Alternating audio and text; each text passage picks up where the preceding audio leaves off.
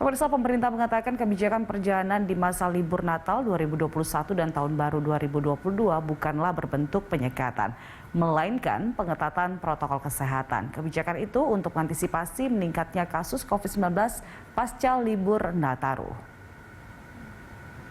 Kebijakan pengetatan mobilitas di masa libur Nataru akan diterapkan di semua moda transportasi, baik di darat, laut, udara, dan kereta api. Saat ini Kemenhub tengah menyusun aturan perjalanan tersebut.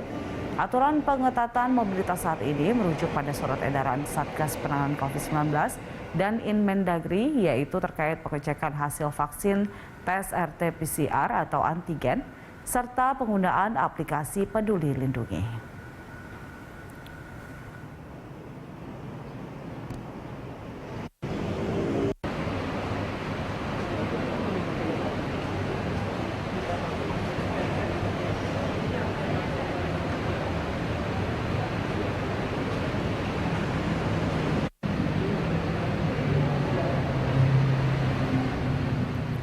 Pemirsa, untuk mengetahui informasi selengkapnya terkait dengan aturan pengetatan mobilitas jelang Nataru, kita langsung bergabung dengan reporter Putri Amanda dan juru kamera Ade Serman langsung dari Stasiun Gambir, Jakarta Pusat. Ya, Amanda, bagaimana aturan di Stasiun Gambir jelang Natal dan Tahun Baru? Julita menyusul kebijakan pemerintah melalui Satgas Penanganan COVID-19 dengan adanya perjalanan dalam negeri menggunakan transportasi umum. Ini pihak dari PT KAI telah melakukan sejumlah pengetatan aturan. Seperti yang pertama adalah mewajibkan untuk calon penumpang bisa menyertakan hasil sertifikat COVID-19 ini minimal dosis pertama. Disertai pula bisa menyertakan surat keterangan bebas negatif ataupun negatif COVID-19. Ini menggunakan rapid test antigen yang sampelnya diambil dalam kurun waktu maksimal 1 kali 24 jam. Ataupun untuk menggunakan PCR test, ini sampelnya bisa diambil dalam kurun waktu maksimal 3 kali 24 jam. Namun ketentuan tersebut tentunya tidak berlaku bagi Anda yang ingin melakukan perjalanan satu wilayah ataupun kawasan aglomerasi perkotaan, dan diharapkan juga untuk calon penumpang yang masih belum bisa menyertakan hasil negatif COVID-19, maksud kami untuk sertifikat COVID-19, seperti alasan-alasan kesehatan, baik itu komorbid ataupun penyakit bawaan, Anda diharapkan juga bisa menyertakan surat keterangan dokter dari rumah sakit pemerintah yang menunjukkan kalau Anda ini masih belum bisa mendapatkan vaksin COVID-19. Tentunya ketentuan sertifikat vaksin ini juga tidak diberlakukan, Jolita, bagi anak di bawah 12 tahun, melainkan mereka ini harus didampingi oleh anggota keluarganya bila ingin menggunakan kereta api, baik itu jarak jauh. Nah, sejauh ini juga, Jolita, kalau untuk bicara mengenai pergerakan ataupun mobilitas penumpang, salah satunya ini pada saat ini, yang mana pihak dari PT KAI ini menegaskan sebenarnya belum ada lonjakan dari pembelian tiket ataupun booking tiket, yang mana saat ini kondisinya cukup normal ataupun bahkan sudah tercatat data per 18 Desember sampai 6 Januari 2022, ini pembelian tiket perharinya mencapai 3.500 tiket.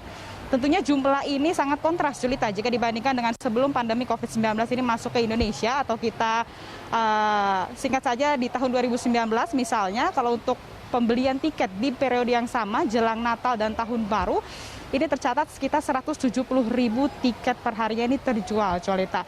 Jadi kalau misalnya untuk di tahun ini, di tahun 2021 ada sekitar 2% saja jika dibandingkan dengan pembelian tiket pada tahun 2019.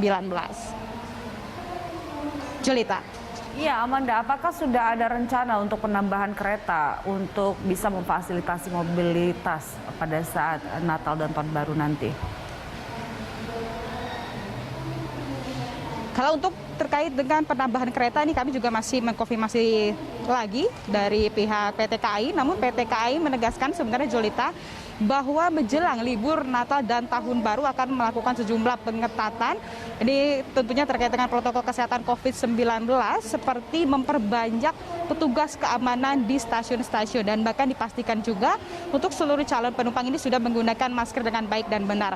Kalau saat ini, Julita, pantauan kami memang untuk seluruh calon penumpang ini sudah sangat kooperatif ya dalam menerapkan prokes secara ketat, baik itu menggunakan masker, ataupun saling menjaga jarak dan juga tidak berkerumun. Dan bahkan kalau untuk petugas keamanan sendiri, Julita, tadi kami pantau, ini memang sudah berjaga ataupun bersiaga di depan pintu stasiun dan juga di area tunggu dari penumpang sampai ke area pintu masuk kereta api. Tentunya ketentuan ini diambil oleh pihak dari PT KAI untuk mencegah penularan COVID-19 di tengah masyarakat, terutama pada saat menjelang libur Natal dan Tahun Baru 2022, Julita. Sebagai informasi tambahan, Julita, yang mana biasanya penumpang ini bisa menggunakan kereta api dari stasiun-stasiun Pasar Senen, stasiun Gambir ataupun stasiun Jakarta Kota, kini pihak dari PT KAI bisa melayani calon penumpang dari stasiun Bekasi, Karawang dan juga stasiun Cikampek. Jadi diharapkan untuk calon penumpang ini bisa menyesuaikan aturan-aturan terbaru dari pihak dari PT KAI dan juga bisa mengecek jadwal keberangkatan menggunakan aplikasi KAI Akses. Sebenarnya, Julita, memang cara yang paling efektif guna untuk memutus mata rantai penyebaran COVID-19 adalah kesadaran diri kita ya, Julita, terutama kalau kita masih harus beraktivitas di luar rumah dan menggunakan transportasi umum adalah menjaga prokes secara ketat dan juga jangan lengah bila Anda sudah divaksin 2 dosis ataupun lengkap, masih ada kemungkinan tertular ataupun menularkan pada orang lain. Julita. Baik, Amanda, terima kasih untuk informasinya. Selamat bertugas kembali. Pemirsa, laporan dari Putri Amanda dan juru kamera Ade Suherman dari Stasiun Gambir, Jakarta Pusat.